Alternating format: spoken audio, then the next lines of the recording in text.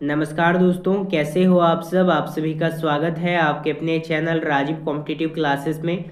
दोस्तों, शिक्षा मंत्री ने कर दिया है घोषणा। शिक्षा मंत्री सुनील कुमार जी ने कर दी है घोषणा।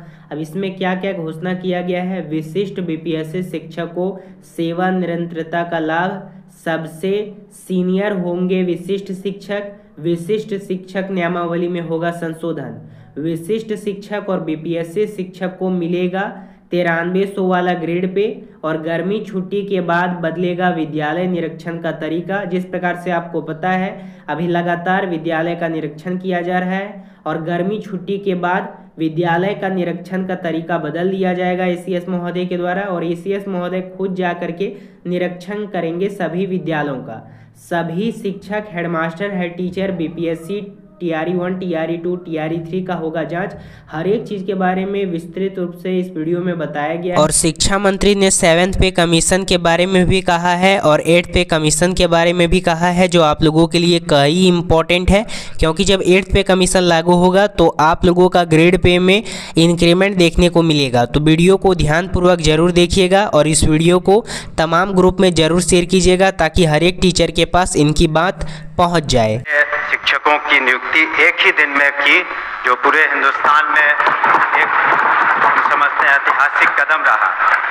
इसके अतिरिक्त आने वाले दिनों में 1,60,000 राशि और नियुक्तियां होंगी, और उसमें जैसा कि एक सदस्य कह रहे थे, कंप्यूटर शिक्षकों की भी संख्या 26,000 होगी।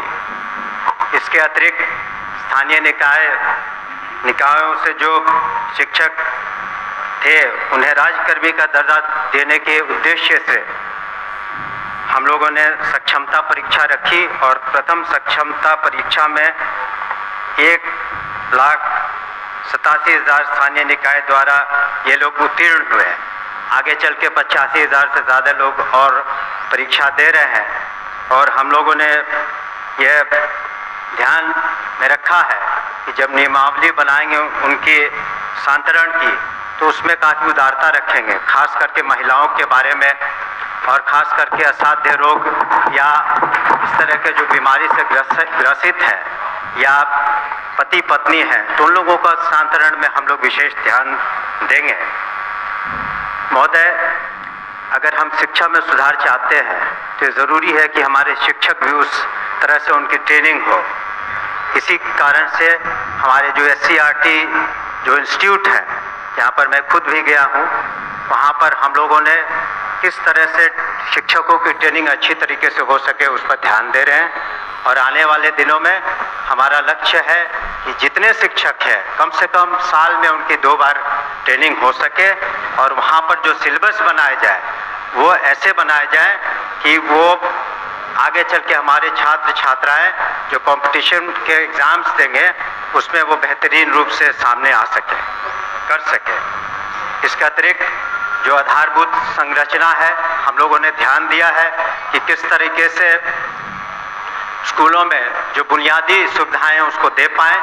उसके लिए हम लोगों ने कार्रवाइयाँ की हैं मुख्यालय स्तर पर और जिला स्तर पर, और हमने सभी माननीय सदस्यों से 10-10 विद्यालयों की सूची भी मांगी है, जिसका आने वाले सत्र तक, इसके बाद के सत्र तक उसका हम लोग जीर्णोद्धार करने का प्रयास करेंगे।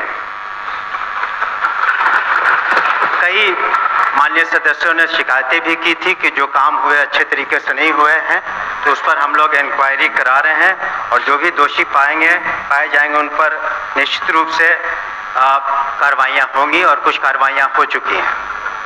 हम लोगों ने ये भी सुनिश्चित किया है कि जो हमारे निजी विश्वविद्यालय हैं उनका रजिस्ट्रेशन हो सके, ताकि सही आंकड़ा आ सके, और जब उनका आधार सीडिंग कर देंगे तो ये पता चलेगा कि जो 25% जो गरीब बच्चे हैं, बच्चियां हैं, और जिसके खर्चे की प्रतिपूर्ति सरकार करती है, वो सही आंकड़ा आ सके हमारे पास, और इस तरह से प्राइवेट स्कूलों में भी हम सही तरीके से मदद कर पाएंगे। परीक्षा संचालन में एक बहुत बड़ी जिम्मेवारी है हमारी, और पिछले साल 1,35,00,000 से ज़्यादा छात्र छात्राओं ने परीक्षा दी, और जो बिहार स्कूल एग्जामिनेशन बोर्ड है, इस बार जो हम लोगों ने बिल लाया है, उसके अनुसार अब ऑनलाइन परीक्षाएं भी संभव हो पाएंगी।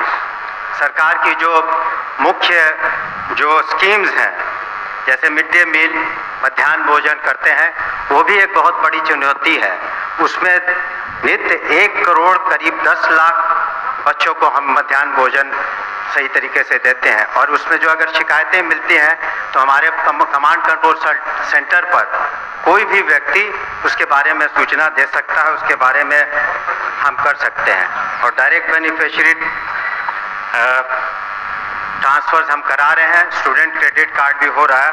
और अंत में मैं कुछ आंकड़ों को प्रस्तुत करना चाहूँगा जिससे पता चलेगा कि किस तरह से शिक्षा में गुणात्मक सुधार आए हैं।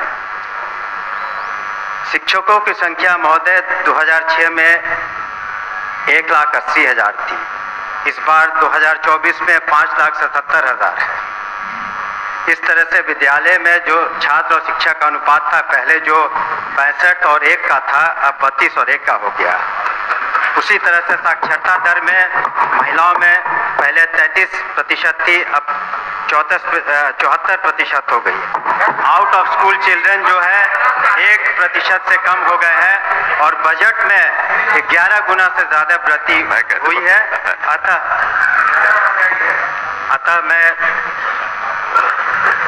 अपने शेष हमने कहाँ टाइम है अपनी सूचना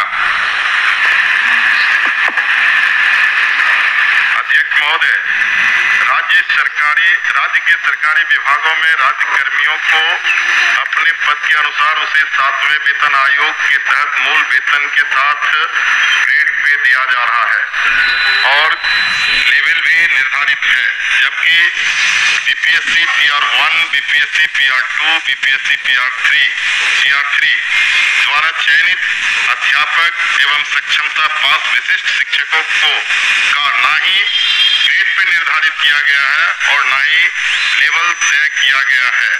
सिर्फ नियोजन के तहत वर्ग 1 से 5 के अध्यापकों को एवं विशिष्ट शिक्षकों को 25,000, वर्ग 6 से 8 के अध्यापक को 28,000, वर्ग 9 से 10 के अध्यापक एवं विशिष्ट शिक्षकों को 31,000, वर्ग 11 से 12 के अध्यापक एवं विशिष्ट शिक्षकों को 32,000 रुपया मूल वेतन दिया जा रहा है, जो 7वें वेतन आयोग से बिल्कुल अलग है, जिसके कारण भविष्य में अध्यापक एवं विशिष्ट अध्यापकों को 8वें वेतन आयोग के लाभ से वंचित रहना पड़ सकता है, जबकि उक्त शिक्षकों को भी राज्य कर्मी का दर्जा प्राप्त है।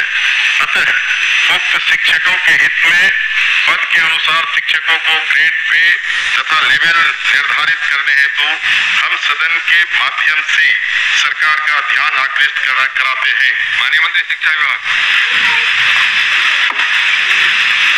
अध्यक्ष महोदय, वस्तुस्थिति यह है कि पंचायती राज संस्थाओं एवं नगर निकाय संस्थाओं द्वारा नियुक्त शिक्षकों को समान कार्य के बदले समान वेतन देने से संबंधित माननीय सर्वोच्च न्यायालय में दायर SLP-C संख्या 20/2018 बिहार सरकार एवं अन्य बनाम बिहार माध्यमिक शिक्षक संघर्ष समिति एवं अन्य के साथ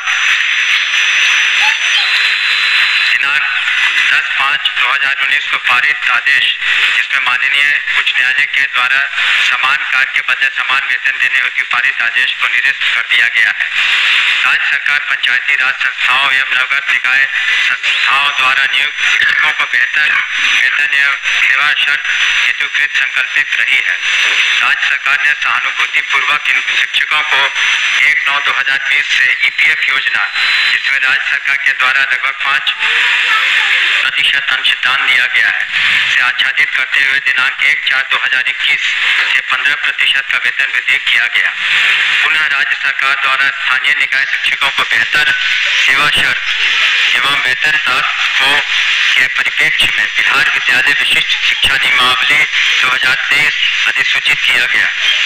नए शिक्षकों की नियुक्ति हेतु बिहार राज्य विद्यालय अध्यापक नियुक्ति स्थानांतरण अनुशासनिक कार्रवाई एवं सेवा शर्त नियमावली 2023 अधिसूचित किया गया। सरकार द्वारा इन दोनों नियमावली से नया पद सृजित किया गया। यह पद 7वें वेतन आयोग लागू होने के बाद सृजित किए गए हैं, इसलिए यह पद 7वें वेतन आयोग द्वारा निर्धारित पदों में सम्मिलित नहीं है। सरकार द्वारा सरकार के अन्य बहुत सारे पद सृजित किए जाते हैं जो 7वें वेतन आयोग में सम्मिलित नहीं होते। इन दोनों नियमावली के तहत वर्ग 1 से 5 के शिक्षकों को 25,000, वर्ग 6 से 8 के शिक्षकों को 28,000, वर्ग 9 से 10 के शिक्षकों को 31,000 एवं वर्ग 11 से 12 के शिक्षकों को 32,000 प्रारंभिक वेतन निर्धारित करते हुए पे मैट्रिक्स का निर्धारण किया गया। उक्त नियमावली के तहत शिक्षकों को बेहतर प्रोन्नति का लाभ दिया गया। अगले संभावित जो वेतन आयोग 8वां वेतन आयोग में ये शिक्षा विभाग द्वारा इन विद्यालय अध्यापकों एवं विशिष्ट शिक्षकों के वेतन मान को उचित स्तर पर निर्धारित करने हेतु वित्त विभाग को अनुशंसित किया जाएगा। महोदय, मैं पूरे वक्तव्य को मैं सुना। सरकार बीपीएससी का एग्जामिनेशन लेकर के सरकार ने घोषणा किया कि वो राज्यकर्मी होंगे। दूसरी बात की सरकार ने ही घोषणा किया कि सक्षमता परीक्षा पास जो कर जाएंगे शिक्षक वो राज्यकर्मी होंगे। तो जब राज्यकर्मी होंगे तब फिर क्या औचित्य है कि आप उसको 7वें वेतन के लाभ से अलग रखेंगे, उस श्रेणी में नहीं रखेंगे? क्यों उसको राज्यकर्मी का दर्जा देते हुए और राज्यकर्मी की घोषणा करते हुए उस लाभ से सरकार क्यों वंचित रखना चाहती है, ये मैं जानना चाहता हूँ। माननीय मंत्री। अध्यक्ष महोदय, इसमें जो विचार विमर्श किया गया वित्त विभाग से, ऐसी बात नहीं है कि सहानुभूति तो पूरी रखी गई। एक और आंकड़ा मैं पढ़ना चाहूंगा सदन के सामने।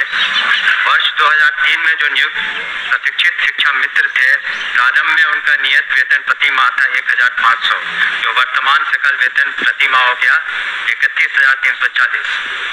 वर्ष 2006 में नियुक्त पंचायत प्रखंड नगर शिक्षक थे 5,000, उनका वर्तमान सकल वेतन प्रति माह हो गया 29,410। वर्ष 2010 में नियुक्त पंचायत प्रखंड नगर शिक्षक 7,000 था वेतनमान, तो उनका हो गया आज के दिन में 29,410। वर्ष 2013 में नियुक्त पंचायत प्रखंड नगर शिक्षक 10,000 थे, उनका आज के दिन में 29,410 सकल वेतन प्रति माह हुआ। ये वित्त विभाग की सोच थी कि इनका 7वें वेतन आयोग से आच्छादित नहीं होंगे और इनके लिए अलग से उन्होंने एक पे मैट्रिक्स बनाई। लेकिन साथ ही हमने ये भी कहा कि भविष्य में जब 8th पे कमीशन लागू होगा तो उसमें फिटमेंट कमेटी बैठती और फिटमेंट कमेटी जिस श्रेणी में ये फिट करेंगे उसमें उनको आच्छादित करेंगे।